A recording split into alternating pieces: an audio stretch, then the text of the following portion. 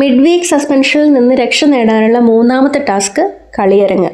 Task letter വായിക്കാനായിട്ട് confession റൂമിലേക്ക് പോയിട്ടുള്ളത് ശരത്താണ്.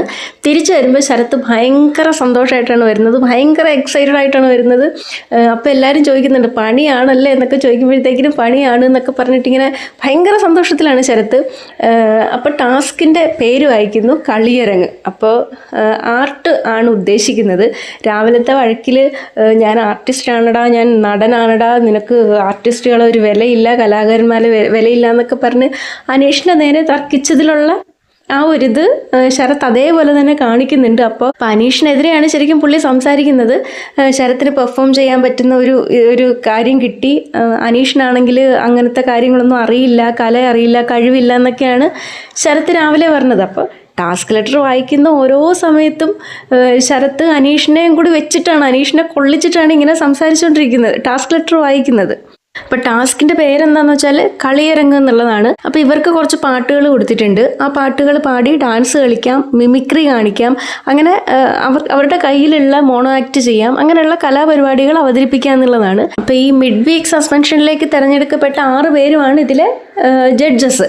അപ്പോൾ പെർഫോമൻസിൻ്റെ അടിസ്ഥാനത്തിൽ ഇവർക്ക് 1 മുതൽ 6 വരെയുള്ള സ്ഥാനങ്ങൾ കൊടുക്കാം. ആക്ടിവിറ്റി ഏരിയയിലാണ് പരിപാടി നടക്കുന്നത്. 2 മിനിറ്റാണ് പെർഫോമൻസിനുള്ള സമയം, 6 മിനിറ്റ് ഇവർക്ക് റിഹേഴ്സലിനുള്ള സമയവും കൊടുക്കുന്നു. അപ്പോൾ ഈ റിഹേഴ്സൽ ചെയ്യുന്ന സമയത്തൊക്കെ ശരത്ത് ഭയങ്കര ഓവർ എക്സൈറ്റഡ് ആണ്. ശരത്തിൻ്റെ വെളിപാടിൻ്റെ പുസ്തകം എന്ന് പറഞ്ഞിട്ടുള്ള സിനിമയിലെ എൻ്റെ അമ്മയുടെ ജിമിക്കി കമ്മൽ, ആ പാട്ടാണ് ശരത്ത് എടുത്തിട്ടുള്ളത്. അപ്പോൾ റെനേൻ്റെ സഹായികളാണ് ശരത്തും ബിന്നിയും. അപ്പോൾ ബിന്നിയായിട്ട് റിഹേഴ്സൽ ചെയ്യുന്ന സമയത്തൊക്കെ ഭയങ്കര സന്തോഷമായിട്ടും ഇങ്ങനെ ചെയ്യണം അങ്ങനെ ചെയ്യണം എന്നൊക്കെ പറഞ്ഞിട്ട് ബിന്നീനെ പഠിപ്പിച്ചു കൊടുക്കുകയൊക്കെ ശരത്ത് ചെയ്യുന്നുണ്ട്. അതുപോലെ തന്നെ അനീഷിൻ്റെ ടീമിലുള്ളത് ശൈത്യയും ആദിലയും നൂറയാണ്. അതിലൊരാൾക്കാണ് പെർഫോം ചെയ്യാൻ പറ്റുക, നൂറയാണ് അതിൽ പെർഫോം ചെയ്യുന്നത്. അങ്ങനെ ഓരോരുത്തരും അവരുടേതായിട്ടുള്ള രീതിയിൽ റിഹേഴ്സൽ ചെയ്യുന്നുണ്ട്. അങ്ങനെ എല്ലാവരും ആക്ടിവിറ്റി ഏരിയയിലേക്ക് വരുന്നു. ആദ്യം പെർഫോം ചെയ്യാൻ വരുന്നത് സരികേൻ്റെ ടീമാണ്. അതിൽ അക്ബറും അനുവാണ് സരികേൻ്റെ സഹായികൾ. അപ്പോൾ അവർ വന്നിട്ട് സമ്മർ ഇൻ ബദ്ലേഹമിലെ കൺഫ്യൂഷൻ തീർക്കണമേ ആ പാട്ടായിരുന്നു പാടിയിരുന്നത്. അവർ അക്ബറിന് ഓൾറെഡി പാട്ട് പാടാൻ അറിയാവുന്നത് കൊണ്ട് തന്നെ അവർ നന്നായിട്ടത് പെർഫോം ചെയ്തു. രണ്ടാമത് വരുന്നത് രേണുവിൻ്റെ ടീമാണ്, ഷാനവാസും നെവിനും. അവർ ഒരു മധുരക്കിനാവിൻ ആ പാട്ടാണ്. അത് ഫണ്ണി ആയിട്ട് അവരും പെർഫോം ചെയ്തു, എല്ലാവരും ചിരിക്കുന്നുണ്ടായിരുന്നു. പെർഫോമൻസിൻ്റെ അവസാനം നിവിൻ രേണുവിനെ അവതരിപ്പിക്കുകയോ ഇമിറ്റേറ്റ് ചെയ്യുകയോ ഒക്കെ ചെയ്തായിരുന്നു. അതൊക്കെ നന്നായിട്ട് തന്നെ അവർ ചെയ്തു, ഫണ്ണി ആയിട്ട് ചെയ്തു. പിന്നെ വരുന്നത് ശാരികേൻ്റെ ടീമാണ്, അഭിലാഷും ബിന്നിയും. അപ്പോൾ അഭിലാഷ് ഒരു ഡാൻസും കളിക്കുന്നു, ബിന്നി വന്നിട്ട് മാർഗം കളീൻ്റെ ഒരു പാട്ടും അവതരിപ്പിക്കുന്നു. പിന്നെ വന്നത് അനീഷിൻ്റെ ടീമാണ്. അനീഷിൻ്റെ ടീമിൽ വിഷ്ണു ലോകത്തിലെ കസ്തൂരി എൻ്റെ കസ്തൂരി ആ പാട്ടാണ്. അതിൽ ശൈത്യ നന്നായിട്ട് ചെയ്തു, ലാലേട്ടനെയൊക്കെ നന്നായിട്ട് അവതരിപ്പിച്ചു. അവസാനം അവരും അനീഷിനെ ഇമിറ്റേറ്റ് ചെയ്തു, അത് നന്നായിട്ട് തന്നെ ശൈത്യ ചെയ്തിട്ടുണ്ട്. ആര്യനും ജിസേലും അവരും തരക്കേടില്ലാത്ത രീതിയിൽ അവരും പെർഫോം ചെയ്തു. അവസാനം വരുന്നത് ശരത്തും ബിന്നിയുമാണ്, നമ്മുടെ റെനേൻ്റെ ടീം. ശരത്ത് തന്നെ അഭിനയിച്ച സിനിമയിലുള്ള ആ പാട്ടാണ്, മറ്റേ എൻ്റെ അമ്മേൻ്റെ ജിമിക്കി കമ്മൽ ആ പാട്ടാണ്. നന്നായിട്ട് തന്നെ പെർഫോം ചെയ്തു. ശരത്തിന് ഭയങ്കര വെപ്രാണാണ് എല്ലാ കാര്യത്തിലും, എന്തിനാണെന്നറിയില്ല, ഓവർ എക്സൈറ്റ്മെൻ്റ് ആണ് എല്ലാ കാര്യത്തിലും കാണിക്കുന്നത്. എന്നാലും അവർ നന്നായിട്ട് തന്നെ പെർഫോം ചെയ്തു. അത് ലൈവ് കണ്ട സമയത്ത് എൻ്റെ ഒരു അഭിപ്രായം എന്ന് വെച്ചാൽ 1ാം സ്ഥാനത്തിന് അർഹതയുള്ളത് അക്ബറും അനുവും കൂടെ ചെയ്ത പെർഫോമൻസ് ആണ് സരികേൻ്റെ ടീം. രണ്ടാമത് അനീഷിൻ്റെ ടീമാണ്, നൂറയും ശൈത്യം കൂടെ ചെയ്തിട്ടുള്ള പെർഫോമൻസ് ആണ്. മൂന്നാമത് രേണുവിന്റെ നമ്മുടെ ഷാനവാസും നിവിനും കൂടി ചെയ്തിട്ടുള്ള പെർഫോമൻസ്. നാലാമത്തത് ഒണീലിന്റെ സഹായികളായിട്ടുള്ള ആര്യനും ജിസേലും ചെയ്ത പെർഫോമൻസ് ആണ്. അഞ്ചാമത്താണ് ശരത്തും ബിന്നിയും കൂടി ചെയ്തിട്ടുള്ളത്, റെനേന്റെ ടീം ചെയ്തിട്ടുള്ളത്. അപ്പോൾ ഈ 6 പേരുമാണല്ലോ ജഡ്ജസ് ആയിട്ടിരിക്കുന്നത്. അപ്പൊ അവരാണ് തീരുമാനിക്കേണ്ടത്. അപ്പൊ ഇവര് അങ്ങോട്ടും ഇങ്ങോട്ടും തർക്കമായി. അനീഷ് പറഞ്ഞു അനീഷിന്റെ ടീമാണ് നന്നായിട്ട് ചെയ്തത്, എല്ലാവരും അത് ആസ്വദിച്ചു. അനീഷിനെ അവതരിപ്പിക്കുകയൊക്കെ ചെയ്തപ്പോൾ എല്ലാവരും ചിരിക്കുകയും കൈയടിക്കുകയൊക്കെ ചെയ്തിരുന്നു. അപ്പൊ അനീഷ് പറയുന്നു അവരാണ് നന്നായിട്ട് ചെയ്തിരുന്നത്. രണ്ടാമത് ചെയ്തത് ശരത്തും ബിന്നിയുമാണ്.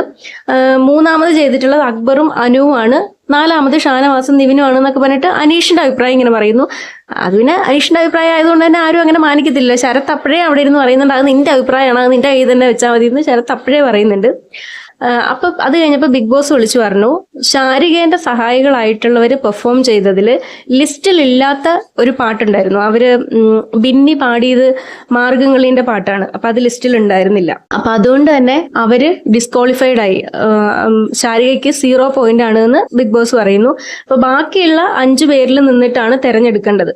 അപ്പൊ അനീഷിന് എന്ത് ചെയ്താൽ ആരും 1-ാം സ്ഥാനവും കൊടുക്കൂല, 2-ാം സ്ഥാനവും കൊടുക്കൂല, 3-ാം സ്ഥാനവും കൊടുക്കൂല, 4-ാം സ്ഥാനവും കൊടുക്കൂല, 5-ാം സ്ഥാനം അനീഷിന് കൊടുക്കുള്ളൂ എന്നുള്ളത് ആദ്യം തന്നെ അവിടെ ഫിക്സ്ഡ് ആണ് എന്നുള്ളത് ഇപ്പൊ ലൈവ് കണ്ടുകൊണ്ടിരിക്കുന്ന ആൾക്കാർക്ക് മനസ്സിലാവുമെന്ന് തോന്നുന്നു. എനിക്ക് അങ്ങനെയാണ് ഫീൽ ചെയ്തിട്ടുള്ളത്. ഒണിയിൽ ആദ്യം പറഞ്ഞു എനിക്ക് എന്തായാലും 3-ാം സ്ഥാനം, ഞാൻ 1-ാം സ്ഥാനമൊന്നും വേണമെന്ന് പറയുന്നില്ല, പക്ഷെ 3-ാം സ്ഥാനം എനിക്ക് വേണമെന്ന് പറയുന്നു. അതിനാരും എതിരഭിപ്രായവും പറഞ്ഞില്ല. 1-ാം സ്ഥാനത്തിനും 2-ാം സ്ഥാനത്തിനും എതിരഭിപ്രായം ഉണ്ടായിരുന്നു. പിന്നെ വരുന്നത് 4-ാം സ്ഥാനവും 5-ാം സ്ഥാനവുമാണ്. അപ്പോൾ 4-ാം സ്ഥാനത്തിനും 5-ാം സ്ഥാനത്തിനും ആയിരുന്നു അവിടെ തർക്കം. അക്ബറിനും അനുവിനും 1-ാം സ്ഥാനം കൊടുക്കാന്നുള്ളത് ഭൂരിപക്ഷം ആൾക്കാർ തീരുമാനിച്ചു. 2-ാം സ്ഥാനം ഷാനവാസിനും നിവിനും കൊടുത്തു. 3-ാം സ്ഥാനം ഓൾറെഡി ഒണിയിൽ ആദ്യം തന്നെ പറഞ്ഞതുകൊണ്ട് ഒണിയിലിന് ഒരു തർക്കം ഉണ്ടായിരുന്നില്ല, ആരും തർക്കിച്ചില്ല. 3-ാം സ്ഥാനം ഒണിയിലിന്. 4-ാം സ്ഥാനം വന്നിട്ട് ആദ്യം എല്ലാവരും കൂടി തീരുമാനിച്ചു കൊടുത്തിരുന്നത് അനീഷിനാണ്, അനീഷിന്റെ ടീമായിട്ടുള്ള നൂറയ്ക്കും ശൈത്യയ്ക്കുമാണ്. പക്ഷെ ഇതൊക്കെ കഴിഞ്ഞ് ബിഗ് ബോസ് സ്റ്റേജിൽ വിളിച്ച് നിർത്തി ഇങ്ങനെ പറയാൻ പറഞ്ഞപ്പോഴത്തേക്കിനും ഡിസിഷൻ മാറി. അവർ നേരെ 5-ാം സ്ഥാനത്തേക്ക് പോയി. 4-ാം സ്ഥാനത്തേക്ക് ശരത്തും ബിന്നിയും വന്നു. ഇതിനിടയ്ക്ക് ശാരിക എഴുന്നേറ്റിട്ട് ശരത്തിൻ്റെ അടുത്ത് പറയുന്നുണ്ടായിരുന്നു എനിക്ക് നിങ്ങളുടെ പെർഫോമൻസ് ഇഷ്ടപ്പെട്ടില്ല.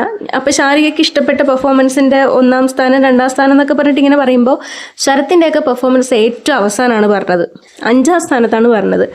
അപ്പോൾ തൊട്ട് ശരത്ത് അങ്ങനെ പൊട്ടി, ഇത് വേൾഡ് വൈഡഡ് ആയിട്ട് ഹിറ്റായിട്ടുള്ള പാട്ടാണ്, ഞാനൊരു സിനിമാ നടനാണ്, ഞാനൊരു കലാകാരനല്ലേ എന്നൊക്കെ പറഞ്ഞിട്ട് ശരത്ത് ആകെ ഇതായിട്ട് അവിടെ ഇരുന്ന് മറ്റേ കൊടുത്തിട്ടുള്ള വിങ്സ് ഒക്കെ വലിച്ചിങ്ങനെ കീറുന്ന് ഭയങ്കരമായിട്ട് ഇരുന്ന് കരയുന്നു. എനിക്ക് സത്യം പറഞ്ഞാൽ അത് കണ്ടപ്പോൾ എനിക്ക് പാവം തോന്നി. കാരണം അത്രയും ചുരുങ്ങി ചിന്തിക്കുന്ന ഒരാളാണ് ശരത്ത് എന്ന് പറഞ്ഞാൽ. അല്ലാതെ അങ്ങനെ വൈഡായിട്ട് ചിന്തിക്കാനോ അങ്ങനെയുള്ള ഒരാളല്ല, വളരെ ചുരുങ്ങി ചിന്തിക്കുന്ന ഒരാളാണ്, ജനുവിനാണ്. അപ്പൊ ഈ അവിടെ ഇരുന്ന് ഇങ്ങനെ നന്നായിട്ട് കരയുകയും ദേഷ്യപ്പെടുകയും ഒക്കെ ചെയ്യാണ് ശരത്ത്. ഏതായാലും അവസാനം ഇത് തീരുമാനിച്ചു വന്ന സമയത്ത് 4-ാം സ്ഥാനം ശരത്തിനും ബിന്നിക്കും കൊടുത്തു. 5-ാം സ്ഥാനം ഉറപ്പായിട്ടും അവരൊക്കെ കൂടെ ആദ്യം തീരുമാനിച്ചതുപോലെ തന്നെ ഒരാളും അനീഷിന് കൊടുക്കില്ല എന്നുള്ളത് ഉറപ്പാണ്. ഇവിടെ ബാക്കി എല്ലാവരുടെയും പെർഫോമൻസിൻ്റെ അടിസ്ഥാനത്തിലായിരുന്നെങ്കിൽ അനീഷിൻ്റെ കാര്യം വരുമ്പോൾ അനീഷ് എന്ന് പറയുന്ന ഒരു വ്യക്തിനെ മാത്രം കോൺസെൻട്രേറ്റ് ചെയ്തിട്ടാണ് എല്ലാവരും ജഡ്ജ് ചെയ്തിട്ടുള്ളത്.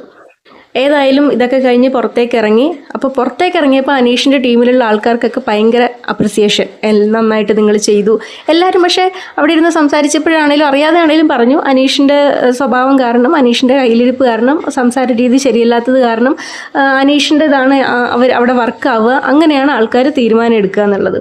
ഏതായാലും 3-ാമത്തെ ടാസ്കും അങ്ങനെ കഴിഞ്ഞിരിക്കുകയാണ്. നിലവിൽ ഏറ്റവും അവസാനം നിൽക്കുന്നത് ശാരികയും അനീഷുമാണ്. ഇനി ഒരു ടാസ്കും കൂടെ എങ്ങാനും ഉണ്ടാവും തോന്നുന്നു.